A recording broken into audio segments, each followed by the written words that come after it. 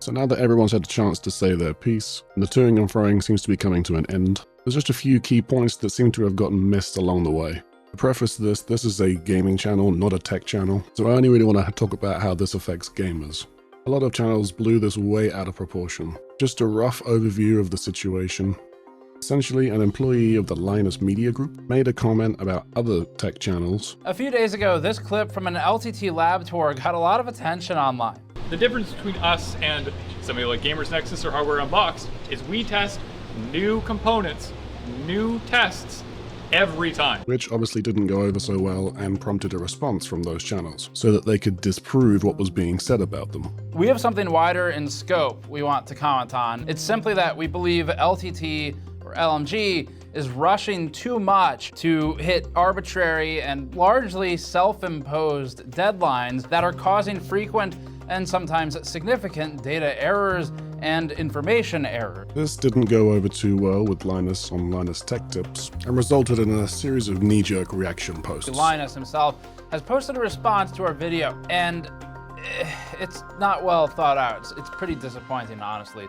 This seemed to open up an even bigger can of worms, but we'll get to that later. The mistakes being made on these channels, for whatever reason, isn't as concerning to me as the ethical implications. As always, I looked for both sides of the argument, and I found something interesting. Now, you might be surprised to hear that I actually raised the lack of integrity and lack of reliable testing from LTT 2 years ago, and no one cared. But what you might find even more surprising is who attacked me for raising those concerns back then. It shouldn't be surprising, but these channels need to make money in order to function, and to fund themselves they often use sponsorships. But this presents a problem when the product that's being sponsored is also being reviewed by the same channel. Now maybe you can correct me if I'm wrong, but years ago when tech channels started becoming popular on YouTube, they had to make a point of saying whether they were a review channel or an entertainment channel. And over time, this line was blurred, to the point now where a channel can present themselves as entertainment, but still have the authority and trust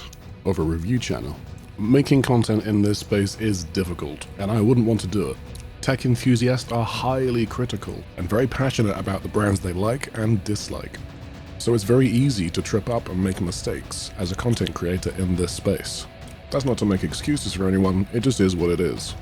I remember when the channel Jay's 2 Cents made a video about pricing in GPUs and how he didn't think that they were going to go down anytime soon. And so when they did, many people jumped on it and got a little angry. These are also often chances for the much smaller tech channels to take the larger ones down a peg. Now they did quickly release a video admitting that they were wrong, but this just shows how careful you need to be when speaking about tech. And that's not the only mistake or time that they were wrong. Because we don't want to lose your trust. And let me say, I enjoyed these channels. They have some interesting content. But if they're making recommendations to their audience on what to buy and what not to buy, and they're being sponsored by these companies who make these products, this creates a conflict of interest. Here he was defending Linus from the things that he is accusing him of now: bad data in reviews and questionable ethical behavior. LMG published a short circuit video that was paid for by ASUS featuring the ASUS 4070 Dual. The problem isn't the part where they refer to a $600 GPU as a, quote, budget card and then thank ASUS for gracing us with the presence of a $1 backplate. It's got an aluminum backplate, which is really nice to see on a budget card like this. Or the clearly biased language where they give a manufacturer a blanket statement for always being good. It's an ASUS card, so it's going to perform great. Just one example, which by the way I called Steve on back then, of GN's questionable ethical behavior. So here is Steve doing a review of a Deepcool cooler on the 21st of July, so just a few weeks ago. And here is a video from GN on the 30th of June, so less than a month before, which is sponsored by Deepcool. How's that for ethical concerns, Steve? It's funny how you brought up the glass houses analogy. What I think this situation has really exposed is that all tech channels, especially the PC enthusiast channels, are reviewing their potential sponsors. This encourages them to go easy on them or ignore better alternatives. It's funny how Steve brought up that a channel that is sponsored by CD key websites is somehow less trustworthy than a channel sponsored by, say, Nvidia or Intel. Now me as a viewer, if I see a channel that's been sponsored by a CD key website for instance, I'm not gonna lie, that does color how I would view the content on that channel. And equally, if a channel is sponsored by a bigger brand, that's going to make that channel look more trustworthy. But can you see the problem here? They're creating a feedback loop, where if you say the right things, you get sponsored by the bigger brand, and in turn add more credibility to your channel, which then brings even bigger brands and so on and so forth. I see a lot of my friends talking about how big brands directly pay these channels to give them good reviews. I think that's an oversimplification of the issue. Brands need the channels that they sponsor to gain the trust of their audiences first. Then they will offer to sponsor a video and give the reviewer notes on what they should talk about. It's not about paying them directly. I think the hard lesson to be learnt here, especially from the responses from Linus Tech Tips, is that ultimately, money is the main concern. Which isn't too much of a problem. If you only view these channels as entertainment, you understand that they are financially incentivized by these companies to say what they are told to say and to keep criticisms to a minimum. I'm not saying that these channels don't struggle with ethical dilemmas. They do, they clearly do. But it's impossible for an individual to keep their biases in check. It's too easy, like with the example of Asus graphics cards, to develop these blanket statements over time.